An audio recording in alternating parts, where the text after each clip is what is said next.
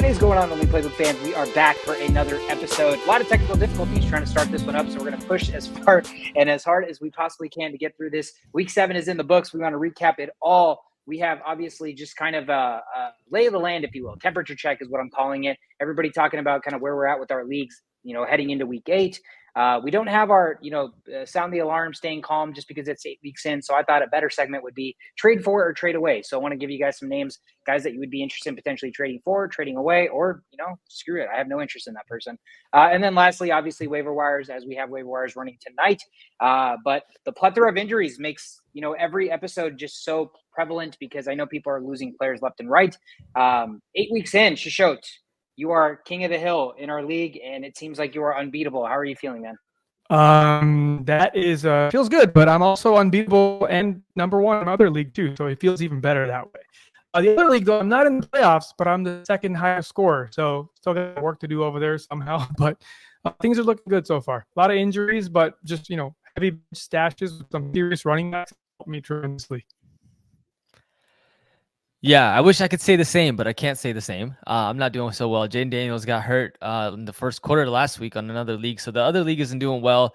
And I think it's just been one of those years where, stashing running backs, getting running backs is really the key to success. I feel like is the the summary of this league so far, or of fantasy football.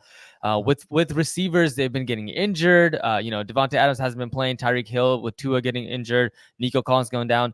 So, doing this again, I think RB strategy, trying to focus more on that would have been a better route to take. So not doing so well on my end. Sweetheart, how are you? Yeah, I mean, you guys probably know how I am. So I somehow ended up winning last night, which, that matchup in itself was just ridiculous.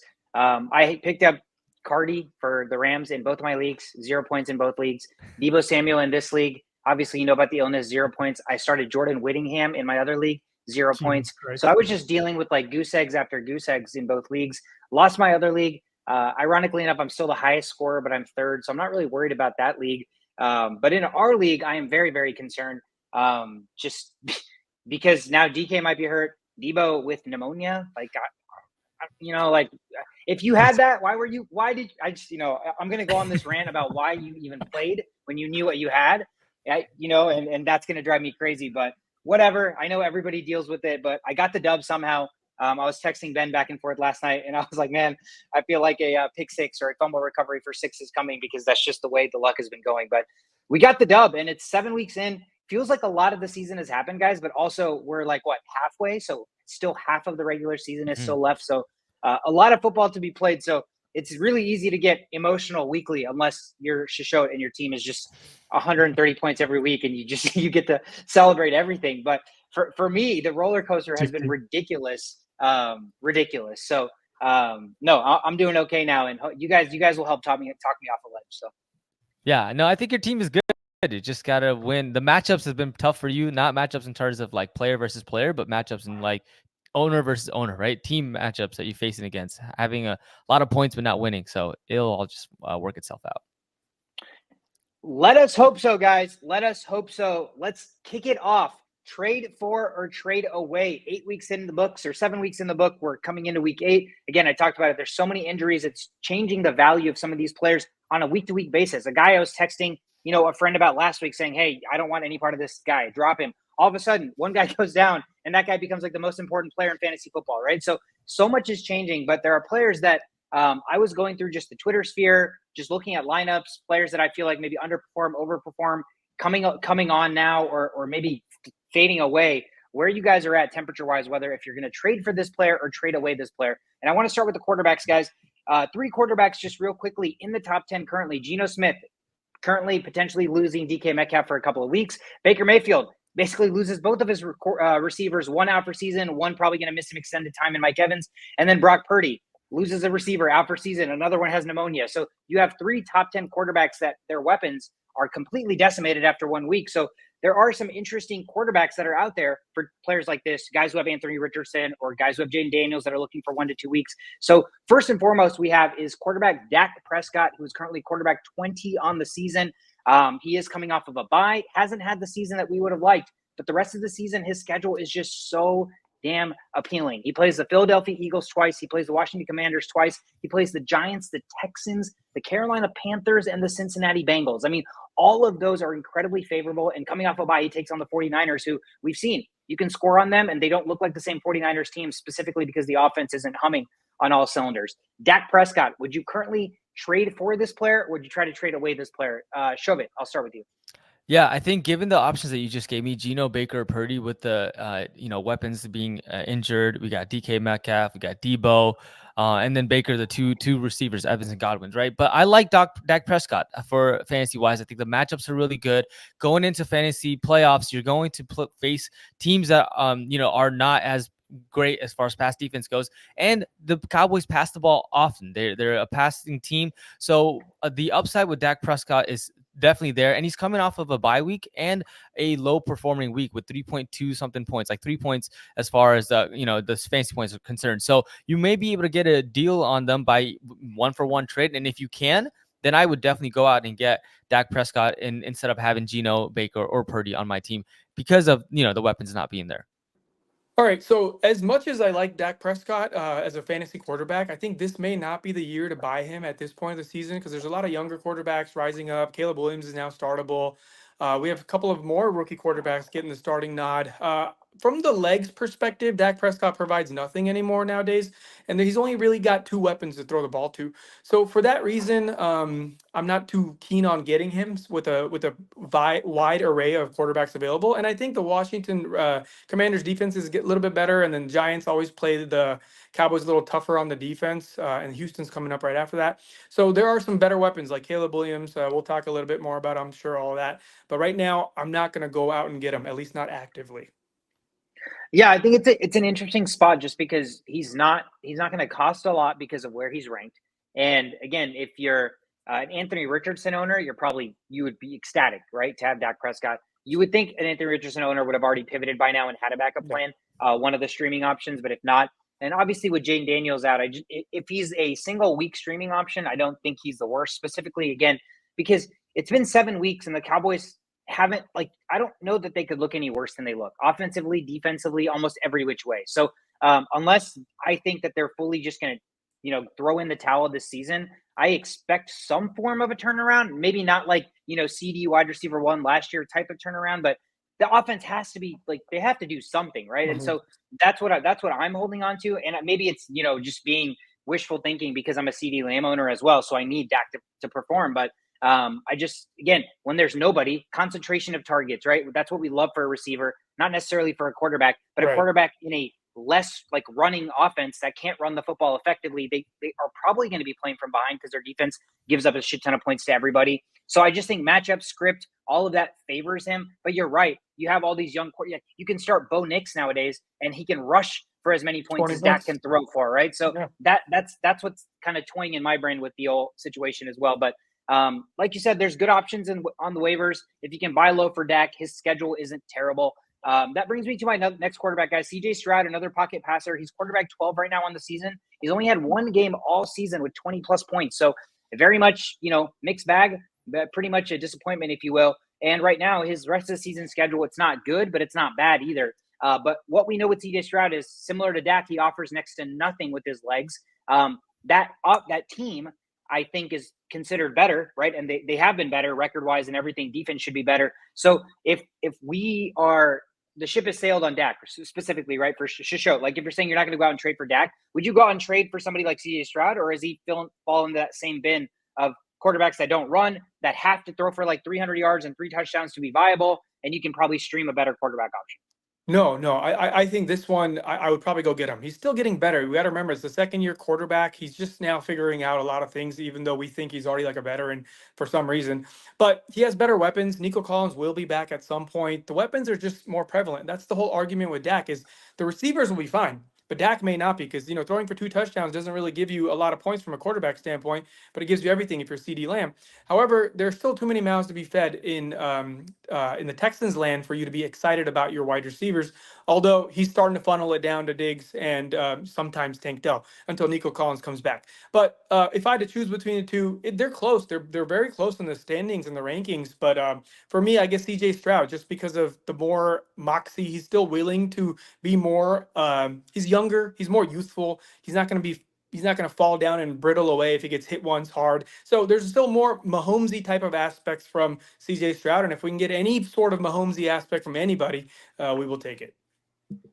Yeah, this one's interesting. I feel like they are a lot more balanced team this year than they were last year in terms of like running the ball and passing the ball, especially when you have Joe Mixon and he's playing efficient as well. So I think the numbers that you're getting from CJ Stroud is an implication of the fact that they do run the ball and pass the ball. It's not just airing it out. But yeah, I mean, once he's got Diggs in the, I'm with you. I'm with you on getting fantasy points. I just don't know if I would go out and trade for him because the price may be too high. Whereas Dak Prescott, you can probably go out and trade for him and not give a lot based on his last game. Where CJ Stroud, I don't know if you can get more from him. You might have to give up more. Yeah, league dependent, right? Some people value the name more. Some people value, just looking at the box score. Some people value situational context. So you have to feel it out, but they're similar trajectory quarterbacks that I think right now, based on where they were drafted, what we projected them to be, they're a value buy. Whether they end up fulfilling that value potential, that remains to be seen. But you can get them at, a fraction of the cost of where they were, heading into the NFL or into the fantasy football draft. And that brings me to the next quarterback to show. You mentioned him already. Jumping the gun, Caleb Williams. Caleb Williams coming in right now at quarterback 19, but back-to-back weeks he's put up 23.5 points or more. Granted, Carolina Panthers and Jacksonville Jaguars. So, it's take that with a grain of salt. But what we like to see is back-to-back weeks of 34 rushing yards and 56 rushing yards, something that isn't natural in Caleb's game, but it's more of a Mahomes type running, like you mentioned, right? He's going to be situational. He's going to choose his spots. But when he does run, he can get yards in a hurry. And so you're looking at a situation for the Bears, next 7 games, Washington Commanders, Arizona Cardinals, New England Patriots, Green Bay Packers, Minnesota Vikings, Detroit Lions, and the San Francisco 49ers. To be honest, again, all of those teams probably going to be shootouts. We have good defenses in there, but Detroit, Minnesota, good defenses that you can still garner yards and move the football on. It's just about being protective with the football. So there is a path for a top 12 rest of the season finish for Caleb Williams here, in my opinion. Shobit, do you go out and trade for this guy? Or do you, I don't know how you could trade him away. He doesn't have much value unless you're looking at the recency bias, but would you go out and trade him, or would you trade him away at the peak of the last 2 20-plus point performances? Yeah, I mean, if the price is right, like I think I would try to go buy, and it's not just like a casual buy, it's a stronger buy, right? Mm-hmm. So I think that the fact that the Bears defense is pretty good too, so there's a lot of opportunities for Caleb Williams to be able to produce, and the fact that he's doing those plays that you saw in college, and he's extending plays, getting it out to his receivers, and running the ball as well. So a lot to like from Caleb Williams. So this would be a buy for me, and I would try to go out and trade him. I'm just curious to know what the price would be for this. Before Shishot, you chime in, real quick. Somebody name value, right? You can probably offer Patrick Mahomes right now, straight up, for Caleb Williams. Are you making that trade? Yes, 100%. Shishot. Yeah, Patrick Mahomes' ship has sailed. We're just not going to even go there. But in my league where I am 7th currently with the 2nd most points scored, just straight out dominating everybody, but I'm getting a little bit more dominated on the other end. This is a league with Saquon Barkley and Derrick Henry. So that being said, I have Jaden Daniels on that league, and with this whole questionable situation here, it's a no-brainer. I went out and picked up Caleb Williams. Didn't even have to trade him, right? Because he's on the waiver wire in a lot of the leagues still. Probably 60% of the leagues he's probably still available, or he was until this week started. But that being said, he's a perfect fill-in for at least for the next 2 weeks. Cakewalk of a matchup. I don't see why anybody would not start Caleb Williams. He's everything that we had hoped preseason-wise. He's kind of showing all those things up. I think I had him ranked like 11th or 12th on my rankings. He's fitting into that time frame perfectly now. Looks like he's going to end the season in that time frame too. And we're getting a lot of the running points, which is like everything you want this year from your quarterbacks. And we're getting all these wide receivers. We have perfect defense, great special teams. This is the perfect situation for any sort of quarterback to thrive in, and it's all happening. It's all happening now. I'm going to start him. Even if Jaden Daniels does play this week, I'm going to start Caleb Williams for at least 2 weeks, and then we'll take it day by day. All right, sounds good. Moving right along to the running backs, guys. Number 1 on the list is Alvin Kamara. Probably not somebody you'd expect to be on the list, as he's running back 2 on the season already, but he's got 3 weeks under 15 points with 2 weeks under 9.6, so single digits. And there are rumors now floating of a potential Alvin Kamara trade away from the Saints. I don't know how much how much we want to put stock into that, but they are a team that doesn't have a lot of cap space. Their quarterback is hurt. Their receivers are hurt. They're 2-4 or 2-5 now. So is there a real turnaround there? Kamara is approaching 30 years old, so he is a prime trade candidate to a contender. But his usage has gone down. Kendre Miller is back now. He had 30% of the work, and again, he's an aging running back on a team right now that is going kind of nowhere. So, what's the temperature check for you guys on Alvin Kamara? Trade away or trade for Shishot? Yeah, I don't want no part of this. I never wanted any part of this, and I continue to not want any part of this. The data is completely skewed with one huge game, and things were happening with Derek Carr for a little bit, but we all knew that wasn't going to last forever. And now that the whole ship has sunk or is sinking, I definitely don't want any more part of this. There is an argument to be made that he'll get more targets out of the backfield, blah, blah, blah, blah, blah. They got nowhere else to go. But, Olave's coming soon. It's not like he had a serious injury. It was just a concussion. So he'll be back soon. Targets are going to be spread around a little bit more. I know the quarterback situation is brutal, but all that just tells me that I want no part of Alvin Kamara right now. There are way more stable running backs that you can go after. There are more stable backup running backs that you can go after than trying to chase this Alvin Kamara thing into the playoffs. This is not an argument that you want to keep going into the playoffs, because you'd never know what's going to happen with this team, at least until we have more stability. Yeah, I agree. I think if you have Alvin Kamara, you definitely try to sell him. Derek Carr does come back, I think, not next week, but week after, maybe something like that. And so I think you try to sell him. Kendre Miller looked efficient when he had his touches as well. So not a lot to like on the offense. They're not the same offense that they were first 2 weeks, and that was working for them.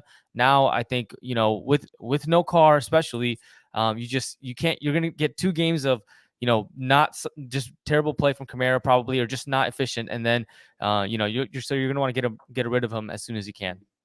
Yeah, and I like that idea as well, because I agree with you guys. And people will, when they look for trades, they're like, okay, well, where's this player ranked? What have they done? He's RB2 right now, so his value is immense. You can probably trade him for, maybe 1v1 trade, maybe outside of Barkley or Henry, you might be able to get Bijan, right? Like you possibly Breece Hall has had some duds. I know he's coming on, and so is Bijan, so maybe not the best time, but given the nature of where these top echelon running backs were maybe just a couple of weeks ago, and Kamara was incredibly booming, that was probably a solid flip that somebody would have made for you, because they wanted no part of the Jets offense and Breece Hall, and now he's booming again because they fired their firing their offensive coordinator or head coach, and then making the play calling change and getting Adams. They all of a sudden Braylon Allen is non-existent, and Breece Hall is like 99% of the time on the field. So situationally that changed, but I think, again, if you're trading Alvin Kamara, you're asking for an equal value RB1 that you possess, or you hold it to a higher standard rest of the season,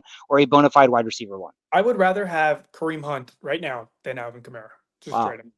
Yeah, again, situationally, I think that makes a lot of sense, because the Chiefs are doing nothing with anybody except Kareem Hunt and still winning football games. And who knows if Pacheco's even going to come back this year? I don't know. I'm still holding him on my IR spot with some little bit of hope, but it doesn't seem very well. Chuba Hubbard, next guy on the list here, running back 10. Interesting situation for him. He's been playing so damn well, and his snap count continues to increase in spite of the fact that Jonathan Brooks has officially been activated. We know that he's a rookie running back they drafted. We know that inevitably it was supposed to be his job, but how can you overlook how good Chuba has been? 5 weeks in a row with double-digit points. What did I say? He's running back 10. He's a top 10 running back right now in fantasy football. Are you trading him away with the idea that you're still buying into Jonathan Brooks, or are you trying to keep him with what value he has left, knowing that he's played so well that he actually deserves to continue to play, and you're going to bank on that? Shishot. So for me, I'm a little worried. The outlook is always week 17, right? Like I'm not here to win week by week. I'm trying to win the playoffs. And this is a player on a bad team that they're going to start going youthful here soon. They're going to want to see what they have in their new running back, right? He's fully healthy. He's already running out there. He's doing in practice. He looks like the fastest guy on the field immediately already. So these are all concerning things. And I know they're not sold on Andy Dalton. I know he's been helping out a lot, but they're not winning games with him either. It's looking pretty bad. So as a young team, what do you want to do? You want to see what your young guys guys have. So this team's going to go young real quick here. Chuba Hubbard might be able to get you a couple more games, but unless they start winning and becoming competitive, the smart thing to do, any smart team would try to go young. So I just don't see a good long-term outlook here.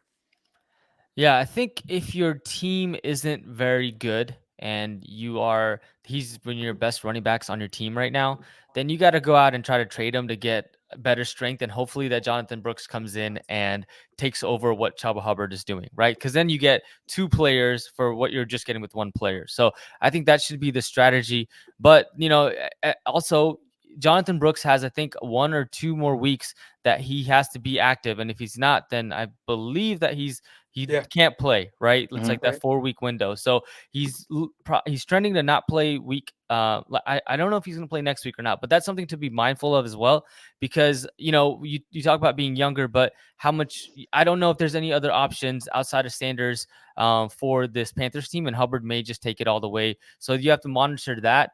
But if your team's not doing well, I would say go out, get rid of him, and hope that Jonathan Brooks comes in and does well. What about Alexander Mattison? I didn't think we'd be talking about this running back before the season started, but here we are talking about Alexander Mattison, RB1 for the Las Vegas Raiders, RB21 on the season already, back-to-back 13.8 and 15-point games against Pittsburgh and the Chargers. So not really pushover defenses, if you will. Alexander Mattison, Shobit, are you jumping at the gun to go out and find you some Alexander Mattison stuff? Dude, I mean, I don't think so. I just don't think you can get, like, for you to trade Alexander Mattison right now, what do you have to give up? You have to give up a premium right now. And do you really think that he's going to be consistent throughout like week 17, like all through, the rest of the games? I don't have enough trust in Alexander Mattison to go out and trade him for a premium of the price. So I would say no. This is their whole offense, and that's the only reason I'm going to go out and get him. He can't cost a lot. You say premium, but like, no, I don't think people that have Alexander Mattison they know that, like, they know he's a pretty average guy, just average Joe that gets all the goal line carries, that gets all the running back targets, and he's on the field almost all the time. It's a bad offense, I get it, but this is the Chuba Hubbard. It's another similar story with just a worse offense, and you can do worse than Alexander Mattison on your team right now on the bench for sure. Yeah, I think it's encouraging to see double-digit points against two matchups in which you thought it would be reverse game script. You'd probably be down. You'd be throwing the football a lot. They've figured something out. Nothing great, but they figured out how to pepper the football to Brock Bowers and then run the football with Alexander Mattison. So right now, the Raiders are giving you some RB2 tight end 1 options, which we didn't think we'd have. He's a tricky spot, but there are people that are desperate for even an Alexander Mattison type to be your best running back right now on your roster, because that's how thin it's getting. So, I don't imagine he's costing much. You could probably send a household name that, maybe is injured, or maybe that, is just underperforming for him if you don't truly believe in it. But week 8, and we are talking about trading for Alexander Mattison. That's how quick. You ask Ishan in our league. He's been riding Alexander Mattison for a couple of wins now. So yeah. Exactly, man. Exactly. The wins can come from the craziest spots, but you'll take the wins when they come. Wide receivers, guys, couple of names here. Marvin Harrison Jr., currently wide receiver 28 on the season, 4 games so far this year with 4.6 points or less. And the Cardinals as a team have had 4 games in which they've scored fewer than 17 offensive points. Kyler Murray doesn't seem to be struggling running the football. He keeps breaking away for 40, 50-yard touchdown runs every week, which is kind of nuts. But Marvin Harrison Jr., this, de facto number 1 receiver, potentially best receiver in the draft class, it hasn't really all been there so far. So, Shobit, is this a potential buy low spot for Marvin Harrison Jr. and hoping that the Cardinals turn things around in the second half of the season? Or the name Marvin Harrison Jr. could still garner you quite a haul. Would you go out and trade this guy away? I think this is a buy low candidate. They're using him to, spread the field out. He gets a lot of deep, deep routes options and things like that, so that it opens up the field for the other guys, Dortch and Michael Wilson and guys like that. But I just think, actually, I don't know if Dortch is still there. I don't know about that one. Okay, yeah, Dortch, sure. So, but I think that they just need to target him more, and figure out a way to get him involved in the game. And I think watching the, as they review the film, because there was a play last game where he was wide open, and what That did happens a Kyler lot. Murray do?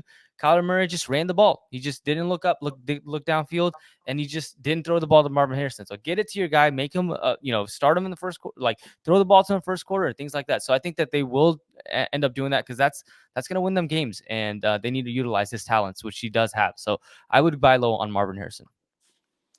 I will not buy low on Marvin Harrison. I think we've seen what this team is. I think we have enough data to know what this team wants to do. I don't think they're trying to force feed. This isn't a CD Lamb or a Justin Jefferson type of a situation.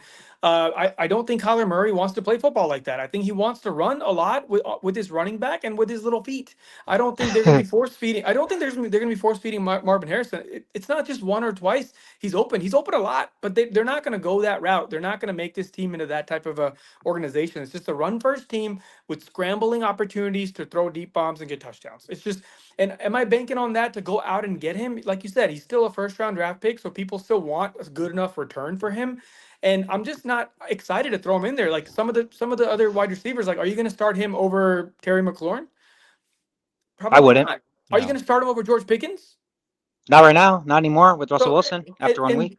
And George Pickens is on the bench on a lot of people's teams. So just using that argument, I'm not sure if I'm going to go out and get somebody that I'm going to keep on the bench. So, I'm hopeful for this offense to look different, but I think there's been enough games where we just see the same shit over and over, and they're happy with it because they're winning games. So I don't know. This is a tough one for me, but I'm going to have to opt out of trying to go get him. Yeah, I'm also opting out of trading for him simply because the usage is not what I want it to be. If it was an Amari Cooper situation where he's getting hella targets, a lot of them are uncatchable because they're developing chemistry because he's a rookie receiver or something. You can create a path in your brain for where the outlook would end up turning. The tides would turn and eventually things would get positive. Yeah, they won. Didn't they win last night? Am I remembering that right? Last second field goal, right? So they won the football game, and that's always the biggest hindering point for good fantasy players is when your team wins, you don't care how the job gets done. And so the blueprint seems to be running James Conner, who is incredibly just so underappreciated, so underrated. He's so damn good.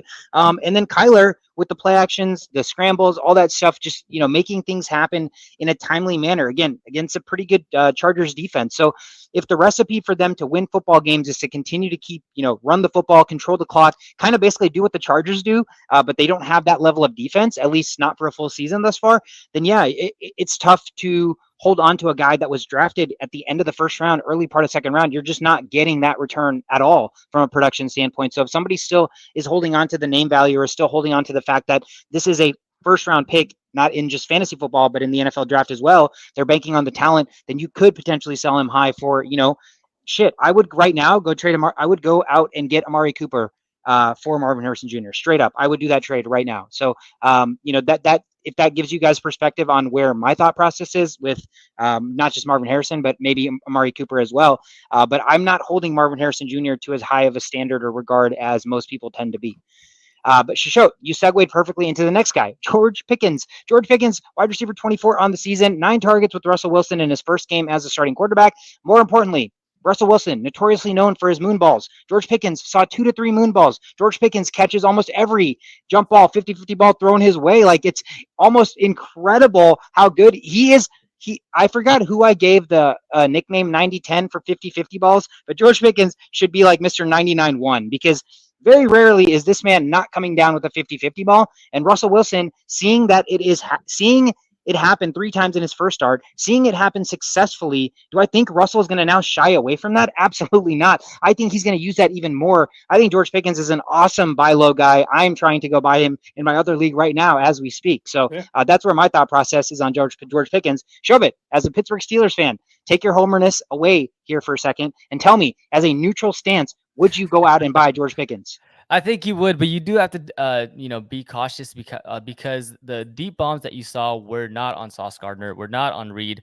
There were some backup, the backup cornerback when those 2 guys got hurt. So it's a sign of good things to come. The targets were there. Russell Wilson likes to throw it deep, but it's still a run-heavy offense. So you may have weeks where he does really well, and then some weeks he doesn't. So I'm interested to see how this plays out, but I think things just kind of worked really well for the Jets and the Steelers last game, where the cornerbacks got injured and George Pickens was able to eat.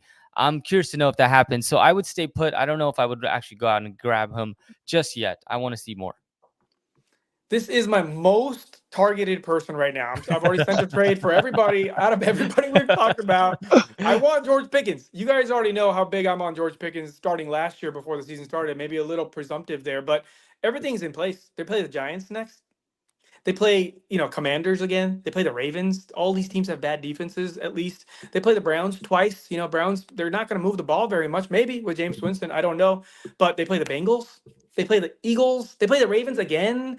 It's just, and then play the Bengals again. That's a lot of bad defenses coming your way. And they may be a run-first team, but you still got to score a touchdown through the air. You don't think Najee Harris is about to turn into Derrick Henry here, right? So, you still got to get first downs. You still got to move the ball. Who else are they going to throw it to? There's little guys everywhere else, and they got a Pat Fryermuth who just, they're not utilizing him as well right now. But we know, side note, that Russell Wilson loves tight ends too. So good things to come for this offense overall. You saw a little video of them on the sideline where Najee Harris and Pickens are hugging, and they're bringing Russell Wilson. Everybody's happy. It's go time. This offense has arrived, and I want all the pieces of George Pickens now, immediately. Yeah, I mean, again, I didn't think this is where the stances would be, to be honest, before I asked this question, but it's kind of crazy how the stances are shifting the way they are. Who has George Pickens in our league? Curious. I honestly don't even know. Yeah, I sent the trade request yesterday. Is it Ben? I mean, somebody that I don't know, but yeah, no, I agree with you. Shobit, the reason why I'm also buying George Pickens is we understand to some level that Russell Wilson is more of a passing quarterback than Fields is. And even then, I saw what limited usage Van Jefferson running 100% of the routes, getting 3 targets, tells me everything I need to know about when they're passing the ball, who they're trying to funnel that ball to, right? Calvin Austin running 75 to 80% of the routes, getting 1 to 2 targets max per game, max. That tells me that when they're throwing the football, it's either Fryermuth, the running backs, or it's George Pickens. And I just think, again, funneling of targets to a quarterback historically that loves to throw the deep ball. He loves it. There's nothing more that Russell Wilson gets pleasure from than scrambling around and throwing the football deep. And again, I have not seen a receiver recently that can get that almost if you're in a 3rd and long situation and there's nowhere to go, there is not a receiver in the NFL that I should be throw that football up right now and hope for the best than George Pickens. And maybe AJ Brown. Maybe AJ Brown. But he is one of those rare breeds. So I just think at some point when offense is stagnant, when the running game isn't working, when you're playing from behind, because I don't know that they can, chug along like this against every NFL opponent.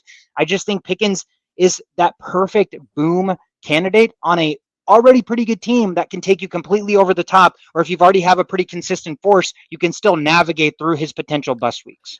Yeah, I think you're right, but there was just a lot of man-to-man, and if it's man-to-man and George Pickens is out there, they're going to throw him the ball. Like you said, 90-10, 50-50, he's there. That was what that game script was, and that's the defense that the Jets played, and he was a beneficiary of that. I'm just curious to see if that will happen every single week when we start playing teams that play more zone defense. How will George Pickens come into play there if he's double-teamed, things like that, and that's where I'm a little bit hesitant, but you're right. I mean, he is him, right? So I'm not shying away from his talents or what he can do.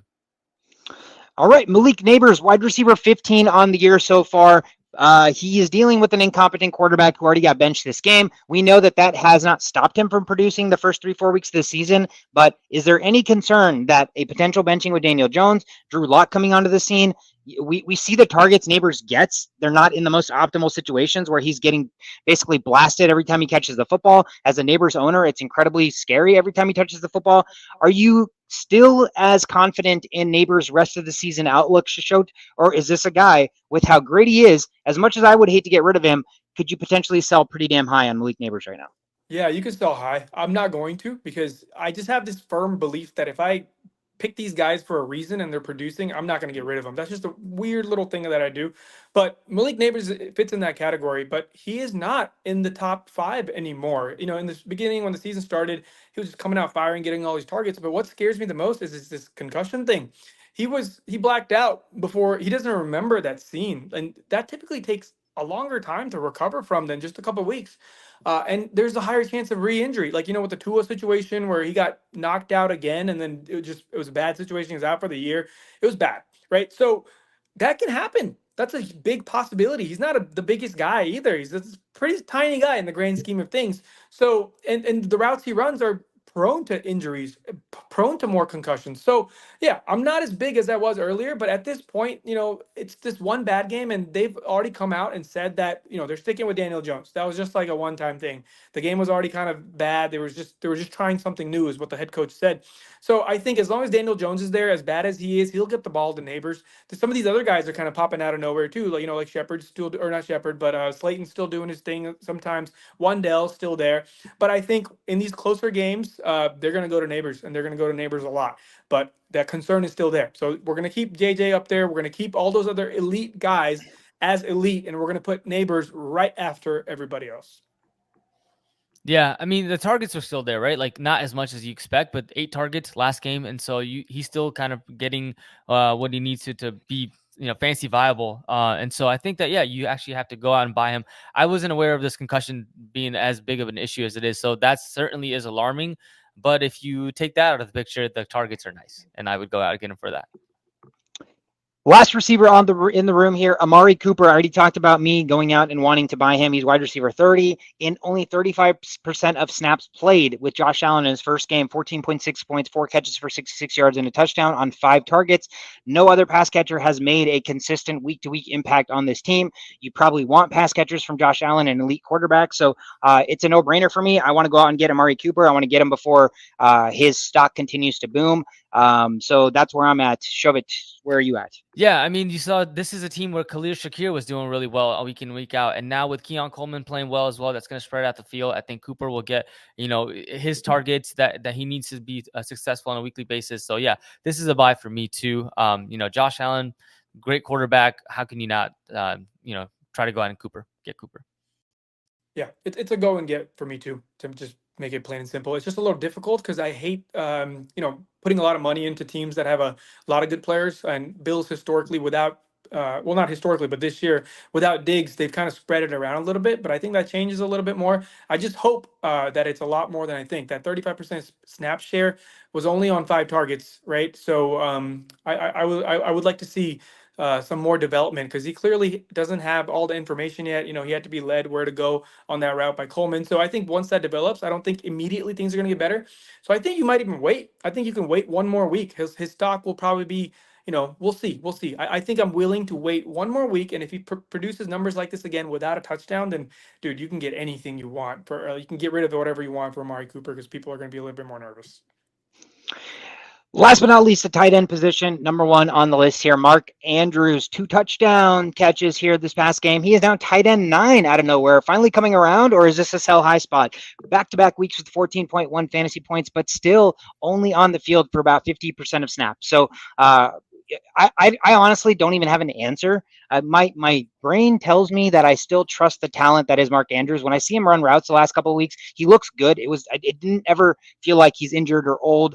What it felt like maybe the first couple of weeks, this past week, all of his routes look super crisp. It's just about usage. I mean, Derrick Henry finds ways to beat you. Lamar Jackson is insane right now. He can run, he can throw, he can do everything. So Mark Andrews isn't the need that he once was. He doesn't have to be used necessarily, and they can still be incredibly successful. So my fear is he is a luxury and not a necessity for this offense, which means that he could still have bust weeks. So for me, I'm not necessarily going out and buying him. My exact situation is I have Andrews and Njoku in my other league, and I'm trying to trade Mark Andrews because I want to hold on to David Njoku. So I am personally selling high on a couple of touchdowns, looking a lot better, the name. He could obviously bounce back and have an incredible second half of the season, but I already have a solid tight end, and I think he is just the name of Mark Andrews will warrant and garner more in return for trade value. Yeah. So shove it. Go ahead. Sorry, no, shove it. Go ahead. Isn't it crazy that he had single-digit point games and 2 back-to-back 14-point games, and now he's tight end number 9, right? That's the tight end landscape. But yeah, I think that it's never going to be consistent with Mark Andrews. We knew that there was going to be some weeks that he goes off, and we're seeing it back-to-back weeks. But I think that that's an anomaly. I think you can be in comfort selling high at this point and getting another positional player, maybe not tight end, a receiver or so, if you can, convince someone else that this is going to be the norm. And I would try to sell high. I'm on the other end of the spectrum here. The last episode we talked about, or we sent out, who our top tight ends for the rest of the year are going to be, who are our top running backs. I have Mark Andrews at 5. I'm going to move him to 6 now because I think Kate Otton's going to be destroying a lot of things here in the next couple of games. But Mark Andrews is present. He's there, and there's vocalization from Lamar Jackson that I'm going to get you the ball. That's happened. Lamar Jackson just said that in his last interview. He was like, Mark Andrews was really upset that he wasn't getting any balls, so I gave him, touchdowns. And if it's just touchdowns, I'm fine. Because looking at the landscape of the tight end world, do I want to start Ertz, who's going to give me 7 to 6 to maybe 8 points a game and maybe a touchdown randomly? Or do I want to start Mark Andrews, who now there is a injured Zay Flowers who has an ankle injury. He came back into the game, but that's how ankle injuries work. Unless something's torn off, you can play on it and wrap it up and still play on it. But we'll find out in the next couple of days how bad it really is if he's going to be able to play. So I think the Ravens are just such a good team. They have different options in a unique sense that they don't have to have a blueprint every game. So you're right. You guys are right in the sense that there will be boom weeks and there will be bust weeks. But looking at the tight end landscape, I think it's worth a shot knowing that he's going to get touchdown opportunities. He will get touchdown opportunities. He's probably going to end up being top 5 in most red zone targets from a tight end perspective, but when it's all said and done at the end of the year. So it's all about that type of outlook, right? I'm only going to put Brock Bowers, Trey McBride, Travis Kelce, Evan Ingram, and Kate Otten over Mark Andrews. I don't think I'll put anybody else above him. That's fair. I think David Njoku, the way I'm viewing the tight end landscape is I'm chasing targets. Gotcha. Because like we said in the past, there are a few players, maybe Mark Andrews is the exception because he's a talented, perennial Hall of Famer, but there are a few rules specifically, chasing players that are touchdown dependent. And if Mark Andrews, in his percentage on the field, right? 54%, 50%, 55%, 46%. And in all those games, 4 targets, 5 targets, 1 target, 1 target. So his ceiling right now is 5 targets. And yes, he could potentially get a touchdown out of one of those 5 targets, but me banking on a touchdown versus me potentially going out and getting Kate Otten, David Njoku, Evan Ingram, one of those guys that I know for sure is going to see 6 to 8 targets, probably won't get into the end zone, right? Because their teams are inferior. So there's a less likely chance that they score a touchdown, but they are just necessities, and they need to be utilized for their offenses to function. And that's the fear right now, is for the first time in Ravens world, Mark Andrews is no longer a necessity, it seems like. Also, keep in mind, the reason Mark Andrews wasn't doing much because he was blocking a lot on plays because how bad the offensive linemen were. A lot of their offensive linemen are getting healthier, so he might be put back into his previous role. We just don't know yet, so just keep an eye out for that type of information. Last tight end, Travis Kelce, tight end 16 on the week, 3.7 points last week, a week where basically they had no pass catcher, so you would have thought he should have boomed. Obviously, the Chiefs are finding every which way to win. Patrick Mahomes throws for 150 yards and 2 interceptions, and they win. Again, do they need Travis Kelce? Is he a necessity anymore? I don't understand how he's not when Sky Moore and Xavier Worthy are their best receivers. Juju's hurt now. So it's Sky Moore and Xavier Worthy are your best receivers, and you're telling me you don't need Travis Kelce? It seems like you should naturally trade for Travis Kelce. I don't know. The problem with Travis Kelce is everybody that drafted him, even if he's bad, still are hell-bent on the name Travis Kelce and the idea that he is still Travis Kelce. So the value in which you think you should get him based on his production is not where you're going to be able to get him. So I don't know why I would trade for him when I don't know that most people are devaluing Travis Kelce. So I'm indifferent about this. I don't necessarily want to go out and get Kelce like I thought I did personally. I just think he's lost a step. I just think, they love to run the football. Andy Reid's a genius. He'll throw it to Noah Gray 7 times and win football games. So it just really doesn't matter how they get it done. They're going to get it done. And again, Travis Kelce to me right now falls in the same bin of I would prefer Evan Ingram, David Njoku, Kate Otten. Those guys that I know for sure now are guaranteed like 7 to 8 targets every single game. That's where I'm leaning from the tight end landscape right now. Shovit, where are you at? Yeah, I mean, if I have to trade another position player to go out and get Travis Kelce, I probably wouldn't do that because you're just not, like you said, you're not getting anything from tight end. And so, yeah, I wouldn't do anything. I would just watch him in another person's team. If I have it on my team, I would probably continue to start him. I don't know if I can get if I can sell him for anything at this point, but yeah, I would just stay put and not do anything with Travis Kelce. Yeah, agreed. I would have never drafted him, so thankfully I'm not in this situation. You just know these things, a tight end this highly valued during the draft. He was drafted still pretty high for this old, still higher than most tight ends were drafted. So it was a bad decision from day one. It was the ADP was just not worth it, and we're kind of seeing what the worst thing that can happen by doing that is, and it's happening right in front of us. And the Chiefs are still winning, so they're not about to force feed him anytime soon. That's the worst part. If you're a Mahomes fantasy owner or a Kelce fantasy owner, you need the Chiefs to lose to be like, hey, maybe we should get our best players involved. But it doesn't matter; they just still win. So, I would also do nothing in that situation. But that's all I have for trade for or trade away. Let's just end the episode real quick, running through waiver wire watch list. If you guys have any names that I don't mention, feel free to throw them in here. Jump in on any of these guys if you want to add any other insight. But I'm going to run through these pretty quick. There's no bye weeks for week 8, so everybody is playing if they are not hurt. So you don't have to worry about bye weeks. Streaming quarterbacks this week. You obviously lost. If you lost Jaden Daniels for a week, again, Anthony Richardson. We talked about the other quarterbacks. Tua Tagovailoa is officially going to be activated from IR. He is going to come back, and he takes on the Arizona Cardinals this week. We know what Tua's fantasy value is. He has to throw the football for 300 yards and a couple of touchdowns to be some sort of value because he doesn't offer anything with his legs. But with how bad that Dolphins offense has been, I'm expecting all gas, no brakes the minute Tua comes back in. So I wouldn't be surprised if I see the first week of a huge boom for Tua playing against the Arizona Cardinals. You have Sam Darnold on a short week taking on the Los Angeles Rams. He's been good. And again, it's a team that you expect to be able to throw the football again. So that is another not so bad spot. And then disgusting beginning of the season, but not so disgusting fantasy-wise. Bo Nix, come on down, man. Come on down, Bo Nix. I made fun of you. Everybody made fun of you. But right now, what we care about is fantasy points. And Bo Nix is finding a way to run the football and be fantasy relevant. He takes on the Carolina Panthers, one of the most advantageous matchups you could possibly have. So if you are that desperate that you are potentially looking at starting somebody in a advantageous matchup, Bo Nix is there. 2 quarterbacks, super flex leagues. Bo Nix could be an awesome QB2. I would even start him as a QB1 in a bye week in this particular matchup, just because he is, again, offering so much with his legs and he's giving you some sort of a floor there. Running backs. Any other quarterbacks? No, not for me. Running backs. We have Dearness Johnson for the Jacksonville Jaguars. Keep monitoring Travis Etienne's injury. Tank Bigsby obviously is the starting running back when Etienne is out. But what we learned is that Dearness Johnson comes in when they are down in third down situations. So he is a pass catcher. So he can offer something along those lines for a bye week fill-in, or even if, Tank Bigsby gets hurt. So Dearness Johnson is next in the pecking order for them. We already talked about Alexander Mattison. I don't know that he is still available. I don't think he's like 65% owned. So if you're in a league where he is still a free agent, he's a starting running back, so you should probably go out and pick him up. And then Justice Hill is another one. Bye week fill in.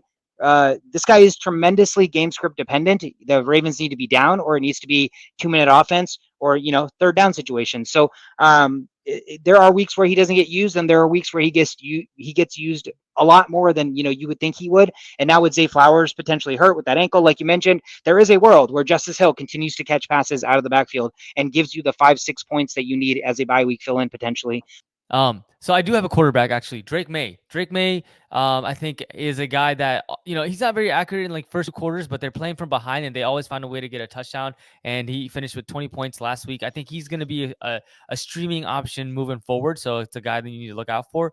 And for the running back position, Tyler Goodson, I think he had 6 more carries than Trey Sermon. And if Jonathan Taylor isn't playing, then you can be a little bit more comfortable starting him over Trey Sermon. Yeah, it looks like he is the starter over Trey Sermon. So that's definitely a good point there. Monitor Jonathan Taylor's injury there. Yeah. For the wide receivers, Shovit, we have, with Godwin and Evans hurt, the next in line for the pecking order there, you have rookie Jalen McMillan, and then you have Sterling Shepard, who is a wily veteran. Trey Palmer, also second-year player out of Nebraska. I don't know that he is going to see as much work, but Jalen McMillan and Sterling Shepard are probably the next in line in the pecking order. We've already hammered home Cade Otton. If he's a free agent, he is going to be garnering a lot of targets. So losing wide receivers doesn't automatically mean that the next wide receivers in line are going to produce. You got to think about the running backs. They love throwing the football to Rashad White. They love throwing the football to Bucky Irving. They'll even throw the football to Sean Tucker. So they love using their running backs and they love using their tight ends. So keep that in mind. But again, if you're desperate, Jalen McMillan, Sterling Shepard are going to be the wide receiver 1 and 2 potentially for the Tampa Bay Buccaneers for the foreseeable future. Juwan Jennings in a similar situation along with Ricky Pearsall for the 49ers. Deebo Samuel, pneumonia. Brandon Ayuk out for season. Juwan Jennings has already produced his yards per throw, yards per target, yards per route run are all elite in the NFL. It's just about usage and the amount of work he was getting. Now, process of elimination, he is going to be next in line. So he is the guy you probably want to grab. And Ricky Pearsall, also somebody else, rookie first-round wide receiver with a ton of talent and a ton of potential. He is somebody else that you also want to keep your eyes on. With the Zay Flowers injury for the Ravens, Rashad Bateman had quite a game as Zay Flowers came back onto the field, and it seemed like he was pretty much a decoy for the rest of the game. But Rashad Bateman came up, caught a lot of big balls, yards after the catch.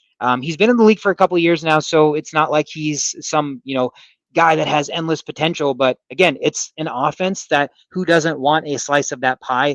It's just hard to know which way Lamar is going to divvy that out. But Rashad Bateman probably is the next in line there if you're in a situation to fill somebody in.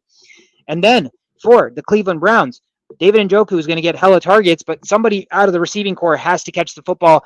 Enter Cedric Tillman, 6'3", 200-pound, second round receiver, I believe. I believe he was a rookie last year. But he looked pretty good. They don't have very many pass catchers. Jerry Jeudy threw his helmet on the sidelines because he was wide open, thought he deserved the football. Next drive, he deserves the football. They throw him the football and he drops it. So that tells you everything you need to know about what the receivers not named Cedric Tillman are doing. Elijah Moore is there, but Elijah Moore and Jerry Jeudy are both players that have been in the NFL, been around. We know who they are. Let's bank on a unknown potential upside of Cedric Tillman. So out of those guys, he's probably the guy I would want to go out and grab. Yeah, and one more guy to add in the receiving, Troy Franklin, matchup against Carolina. We talked about that. Baltimore as well. And so he's seeing some increase in targets. They both played in Oregon, Bo Nix and Troy Franklin. There's already a connection there. So I do like him as a streaming option this week. Perfect. The tight ends, let's end it with Hunter Henry, tight end number 7. He seems to be one of Drake May's favorite targets, and they have no real number 1 wide receiver. So, again, we've talked about how terrible the tight end landscape is. Chase targets, Hunter Henry is getting them right now. So he's definitely somebody that I think should not be a free agent. And then we already talked about him, Cade Otton. He's tight end 13, but that's only going to go up. Process of elimination, receivers are gone. They have to throw the football somewhere, and he is going to benefit there. Anybody that I missed on tight end, shove it. No, I think that those are the 2 tight ends I'm looking at as well. Perfect. That is it for Waiver Wire Watch List, and that is the episode. Thank you guys so much for tuning in. I promise you your season isn't over. I have to look myself in the mirror and tell myself that every time, every single day, every single week. So I have to dish out the same advice I give to myself. So again, halfway through the season, there is still a whole another half of football left to be played.